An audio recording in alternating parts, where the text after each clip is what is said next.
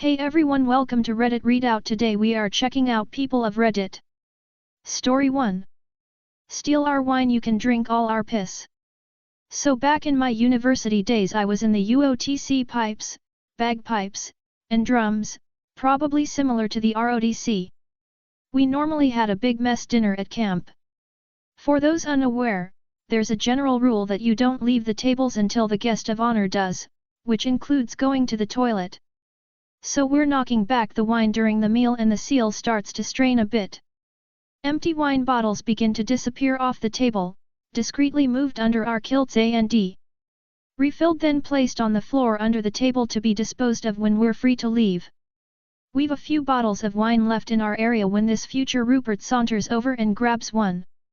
Doesn't look like you'll miss this, lads. Oh really? We're now out of wine, and over the next while I see the prick do something similar to another table. A few of us exchange a look and a couple of our piss-filled bottles return to the table. Sure enough, Rupert eventually returns and swipes one. We were allowed to leave shortly afterwards, so legged it out of there, but I often think of him refilling a few of his mates' glasses with our second-hand wine. EDA, British Army officers are referred to as Ruperts by the other ranks. Story 2.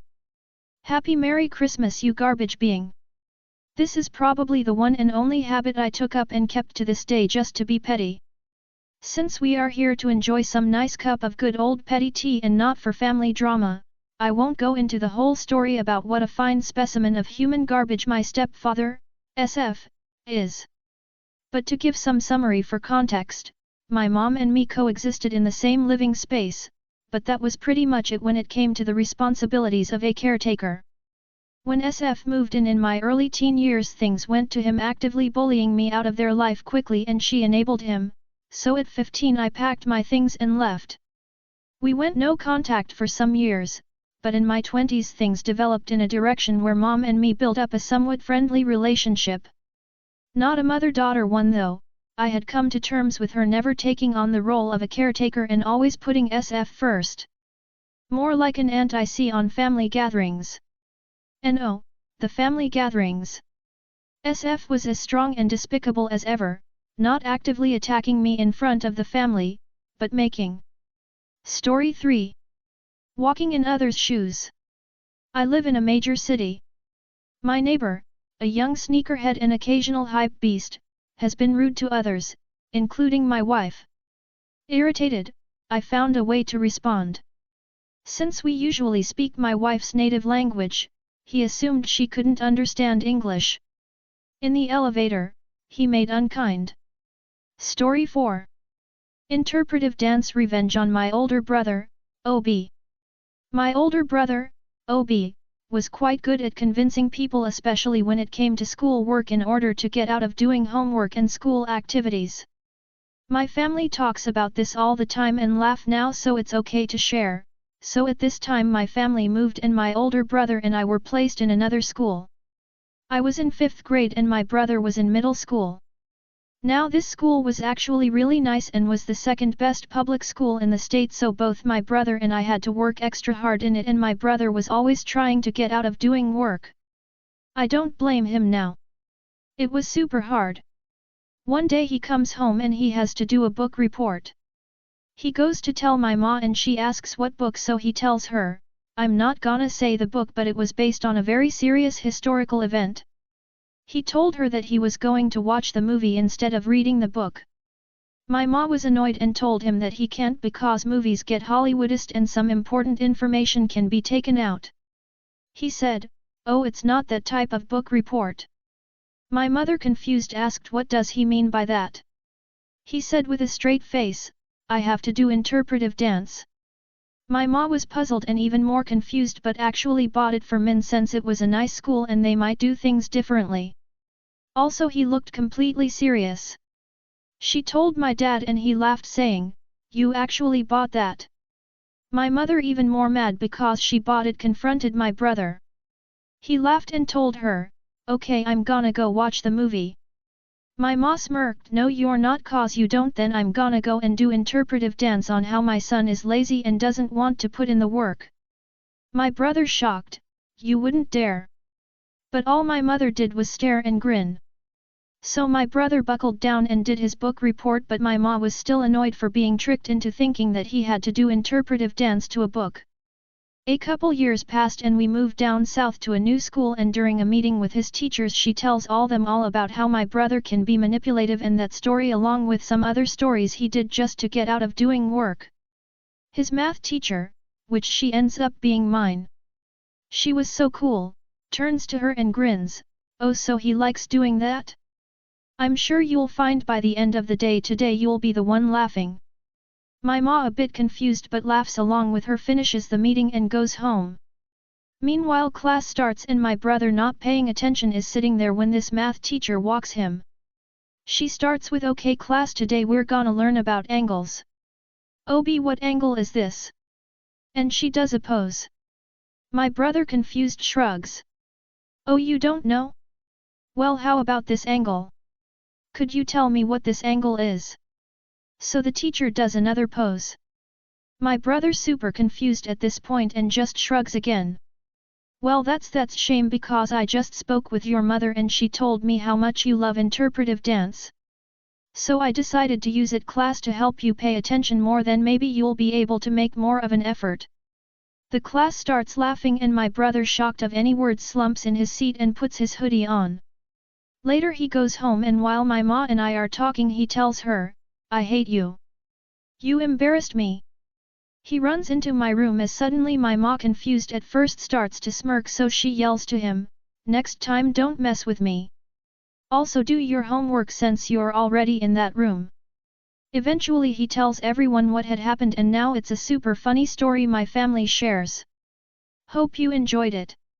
My older brother is definitely the troublemaker, but I still love him, lol. Story 5. Snitch on me in boot camp. Okay, you're a size small, right? I joined the Marine Corps straight out of high school. Life goal for me, was all I ever wanted. Looking back now, I probably should have thought bigger, but hey, who can say they fulfilled their life's dream at 18 years old? I went to Paris Island in the dead of summer, so it was hot and muggy. It was my home for the next 3 months. Anyone who has been there knows it is not the best place to be. Always running back and forth, getting chewed out left and right, all in the hopes of making you worth something. Looking back at it now, I still wouldn't change a thing. I got there around 140 pounds and left 170. Mainly because my senior drill instructor couldn't tell the difference between Garcia and Gonzalez, so I got his push-ups whenever he was at medical or dental. The time of day that was the most cherished was night.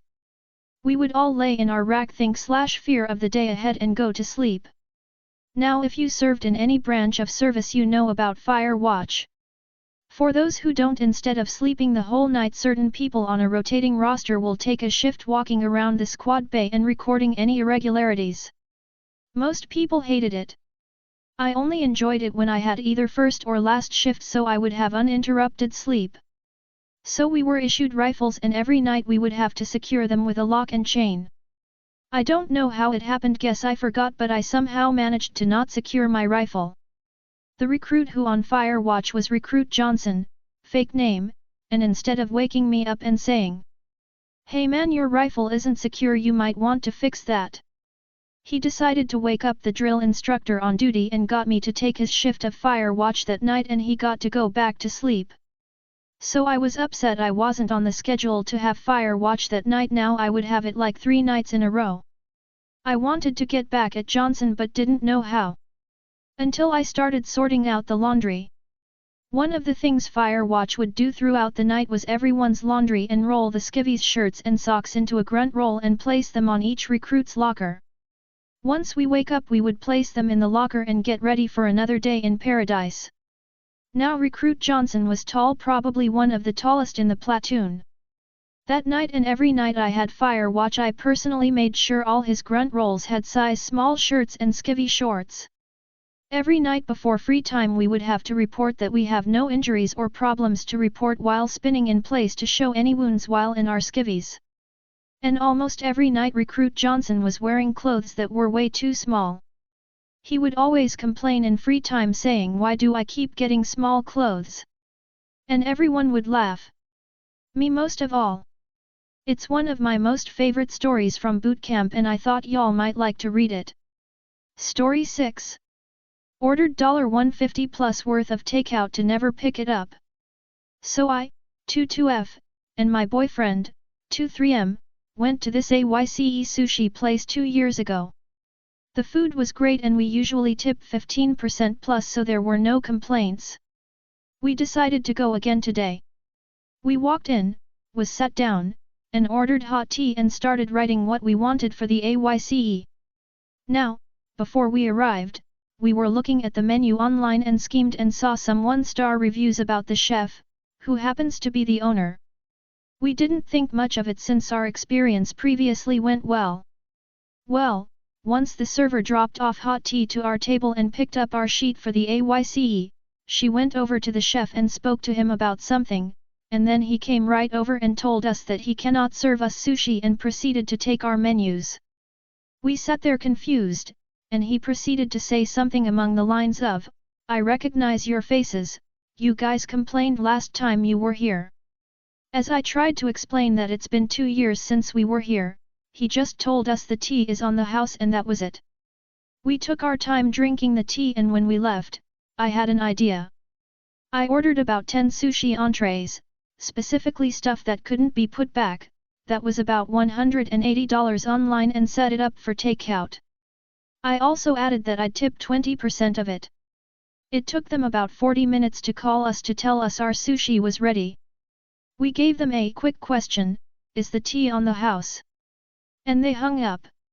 Honestly, it'll probably just go to the other chefs and that one server. There was only one working that day, but it's still a loss in sale. I'm not a very confrontational person, so this was a huge win for me. Another note, we checked the reviews when we were home, and it turned out the chef was quite prejudiced against Asians, despite him being Asian himself. My boyfriend and I are also Asian, which is probably why he kicked us out for no reason. Edit, the chef is Chinese. Another complaint on Yelp follows, we were denied service for no reason today. They asked if we were Korean and then immediately told us to come again next time because they were busy. There were multiple tables open. I am so upset about this. Story 7. Payback for attacking a charity event. So I was not the one that came up with this idea, but I'm a benefactor of the situation. Every year there is a charity softball game held in our county with rotating beneficiaries. This year all money raised was to support individuals in the county with cancer. Not to pay direct medical bills but to assist with all the other costs such as travel expenses, lost wages, etc. There are lots of fundraising opportunities at this tournament, but it's just a one-day tournament, so it is strictly BYOB, as those running the tournament aren't going to get a liquor license. It's run this way every year. The complex this tournament is hosted at has concessions that are run independently from the tournament. This year the lady who runs concessions got something stuck up her ass or something because she got pissed off and called the cops, saying that those running the tournament were selling beer without a license. This was not true, but news of the incident spread pretty far throughout the county.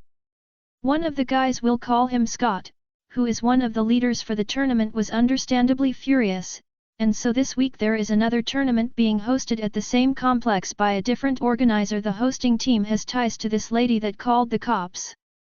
So Scott is looking for a way to boycott this tournament but realizes that having his team skip the tournament will be generally ineffective. So he comes up with this brilliant plan to hit M where it hurts. Scott and his team, who are sponsored by a local bar, go to every other team in the tournament and inform them they each have a $100 credit at the sponsor's bar and requests teams don't hang out and buy beer at the tournament. The bar sponsoring Scott's team catches wind of this and decides to match the $100, giving each team a $200 tab to keep them from buying beer at the tournament. TLDR, some bitch called the cops on a charity tournament who was doing nothing wrong, so a team bought beer for everyone else so they wouldn't spend money at her tournament. Edit, there was a great question. This tournament that we are boycotting is not a charity tournament. Profits from this tournament go to the team hosting the tournament and helps pay for tournament entry fees, hotel expenses for state, uniform expenses, etc. This lady is associated with the hosting team and the team's manager is an out-of-touch dick that refuses to listen to the input from the rest of the league and just bullies his way as commissioner. Whenever he goes to tournaments hosted by other teams he always without fail refused to pay the $2 gate fee, saying that the commissioner doesn't pay gate fees. As a note, these tournaments are not league sponsored. Teams host them independently and within the county teams just make it a priority to generally support other county teams by participating in such tournaments.